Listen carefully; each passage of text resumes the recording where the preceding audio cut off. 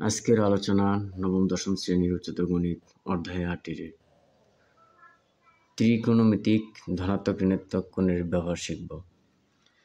তো আমাদের গণিতে সাধারণত কোণ হচ্ছে দুই ধরনের হয়, একটা জ্যামিতিক কোণ এবং একটি ত্রিকোণমিতিক কোণ। জ্যামিতিক কোণের মধ্যে রয়েছে সূক্ষ্মকোণ, স্থূলকোণ, সমকোণ, একান্তর কোণ, অনুরূপ কোণ, বিপ্রতীপ কোণ, প্রবৃদ্ধ কোণ এবং সর্বশেষ বৃত্ত। এবং এই জ্যামিতিতে কোণের সর্বোচ্চ সীমা হচ্ছে 360 ডিগ্রি, সর্বনিম্ন 1 ডিগ্রি, কিংবা তারও নিচে যদি যান তাহলে 0.something বা 0.11 ডিগ্রি হতে পারে। কিন্তু জ্যামিতিতে আমাদের সাধারণ গণিতে কোনো ঋণাত্মক কোণের ব্যবহার নাই, সবগুলি পজিটিভ, সর্বোচ্চ 360 ডিগ্রি। আর ত্রিকোণমিতিক কোণ আমাদের এখানে এটার কোনো লিমিটেশন নাই, এটা সর্বোচ্চ যে কোনো অঙ্কের সংখ্যা হতে পারে, 2000 ডিগ্রি বা 4000 ডিগ্রি বা -1500, -1400, -200। অর্থাৎ ত্রিকোণমিতিতে আমাদের ধনাত্মক এবং ঋণাত্মক উভয় কোণের ব্যবহার আছে।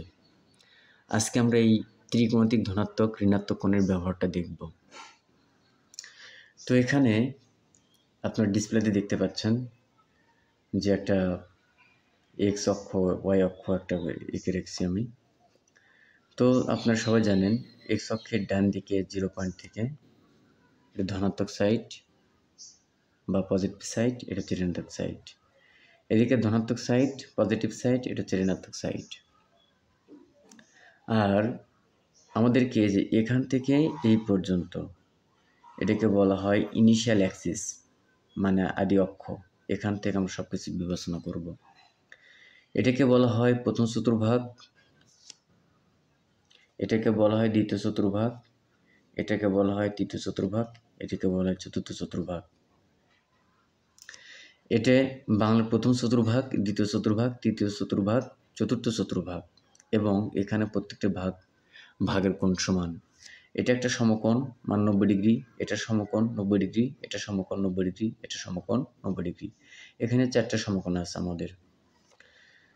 তো আজকে আমরা দেখব যে ত্রিকোণমিতিতে যেহেতু কোনো লিমিটেশন নাই, সর্বোচ্চ যে কোনো অঙ্ক হতে পারে। এখানে লিখে রেখেছি 1280 ডিগ্রি কোণকে দেখাবো, আর 420 ডিগ্রি কোণকে দেখাবো। আমরা স্থানাঙ্ক জ্যামিতির ব্যবহার দেখাবো। আর 420 ডিগ্রি আমরা এখানে অঙ্কন করব, 1280 আমরা এই চিত্র অঙ্কন করব। তাহলে আমরা যেটা প্রথমে করব, এটাকে বলে নিতে হবে ধনাত্মক কোণ এবং ঋণাত্মক কোণটা কেমন কি কোন দিকে ঘুরবে। যদি আমাদের ধনাত্মক কোণ হয় তাহলে ঘড়ির কাঁটায় বিপরীতে যেটা ঘুরবে সেটাকে আমরা এখানে ধনাত্মক কোণ বিবেচনা করি, যাকে বলা হয় অ্যান্টি ক্লকওয়াইজ। ঘড়ির কাঁটার বিপরীতে যেটা ঘুরবে তাকে বলা হবে অ্যান্টি ক্লকওয়াইজ, অর্থাৎ পজিটিভ কোণ। আর যেটা ঘড়ির কাঁটার দিকে ঘুরবে তাকে বলা হবে ক্লকওয়াইজ, অর্থাৎ নেগেটিভ কোণ। তো আমরা প্রথমে 420 ডিগ্রি কোণের ব্যবহার দেখব। আমরা 420কে ভেঙে লিখতে পারি 420 ডিগ্রিকে 360 ডিগ্রি প্লাস হচ্ছে আমাদের এখানে 60 ডিগ্রি, তাহলে হয় 420 ডিগ্রি। এখন যেহেতু প্রত্যেকটা কোণ আমাদের এখানে 90 ডিগ্রি, তো এটাকে ভেঙে লিখি আমরা 90 গুণন হচ্ছে 4 প্লাস হচ্ছে আমাদের 60। তাহলে এর মানে কি দাঁড়ালো, আমাদের 4টা সমকোণ ঘোরার পরেও আমাদের 60 ডিগ্রি ঘুরতে হবে। তো যেহেতু এটা আমাদের ধনাত্মক কোণ, তাহলে অবশ্যই ঘড়ির কাঁটার বিপরীত দিকে ঘুরতে হবে। আর আমাদের ইনিশিয়াল অ্যাক্সিস হচ্ছে এই রেখায়, এইখান থেকে এই পর্যন্ত। আমরা এই রেখাকে বিবেচনা করে সব কাজ করব। এটা আমাদের 0 রেখা বলতে পারি বা 0 পয়েন্ট। তো আমরা ঘুরবো হচ্ছে 4 সমকোণ প্লাস 60 ডিগ্রি, 4 সমকোণ ঘোরার পর 60 ডিগ্রি ঘুরতে হবে। তো এটা যেহেতু ধনাত্মক কোণ, ঘড়ির কাঁটার বিপরীত দিকে ঘুরতে হবে। আমরা এখান থেকে পথ চলা শুরু করলাম, 1 2 3 4, আরও কত ঘুরতে হবে, আরও 60 ডিগ্রি যেতে হবে। যেহেতু 90 ডিগ্রি, আমি একটা গেস করে যাচ্ছি, এই পর্যন্ত গেলাম। এই যে গেলাম, এখান থেকে আমরা এই পর্যন্ত আসলাম। এটাই হচ্ছে 420 ডিগ্রির অবস্থান এবং ধনাত্মক কোণের ব্যবহার। এবার দেখবো বড় সংখ্যা 1280 ডিগ্রির ব্যবহার। তো 1280 একইভাবে আমরা রাফ করবো। আমরা মূলত আগে এই রাফগুলো উপরে করে নেব, খসড়া করে নেব, দেন আমরা চিত্র দেখাবো। 1280 লিখলাম, এটাকে ভেঙে কি লেখা যাবে? 1260 প্লাস হচ্ছে 20। তো 1260কে ভেঙে আমরা কি লিখবো? 90 গুণন 14 প্লাস দিব আমরা 20। তো এটা বের করার সিস্টেমটা হচ্ছে, আপনি এই কোণটাকে প্রথম 90 দ্বারা ভাগ দিবেন, ভাগ দেওয়ার পর দেখবেন 14 দশমিক সামথিং আসে, পরে আপনি 90কে 14 দ্বারা গুণ দেখবেন কত হয়, তারপর বাকি যা থাকে সেটা যোগ করে লিখবেন।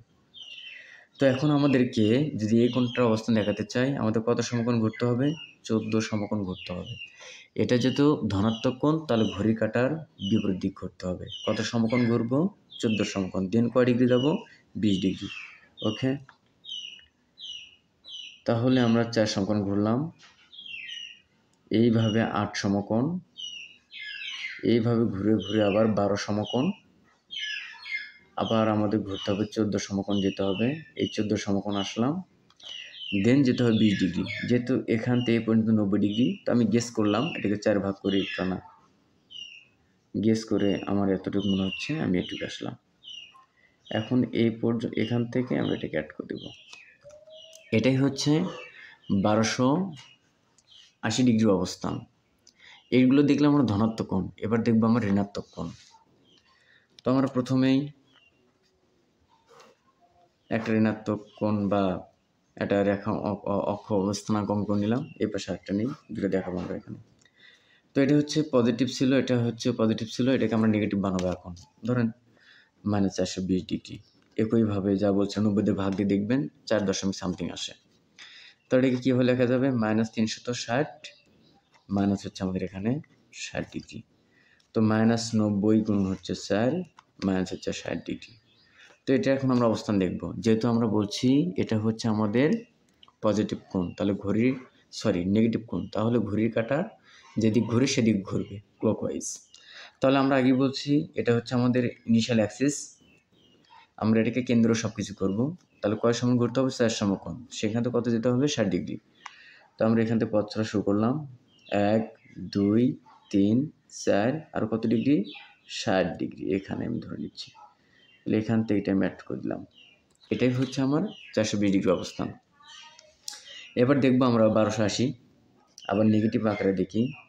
এটা এখন যে কোনো সংখ্যা হতে পারে, 1280, 1285 বা 1420, 1320, 1970।